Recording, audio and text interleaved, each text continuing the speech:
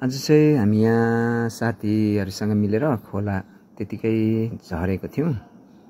त्यतिकै आउँदाखेरि यो ब्रिज पुल देख्दाखेरि एउटा सानो भिडियो बनाऊ तपाईहरुलाई पनि देखाउँ भनेर चाहिँ सानो भिडियो बनाए। यो हेर्दा तपाईहरुले रमाइलो देख्नु हुँदैछ होला, तर मलाई एउटा सानो भिडियो बनाउन मन लाग्यो।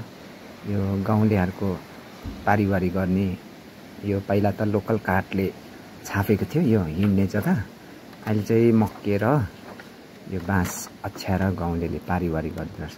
खोला पनि ठुलो छ, बर्खा मासमा त भयंकर ठुलो हुन्छ। यो हामीले देख्दा रमाइलो देखिन्छ, तर उत्तिकै गाह्रो पनि छ गाउँलेहरुलाई। यो न गाउँलेहरुको आवाज नसुनेको, न गाउँलेहरुले आवाज नगरेको यो दुःख, यस्तो दुःख छ। यहाँनिर वस्तु हिँडाउने त कुरै आएन, वस्तुहरु पनि पारिवारी गर्थ्यो होला सायदै, राम्रो हुनु भने। यति देखाएँ है तपाईहरुलाई।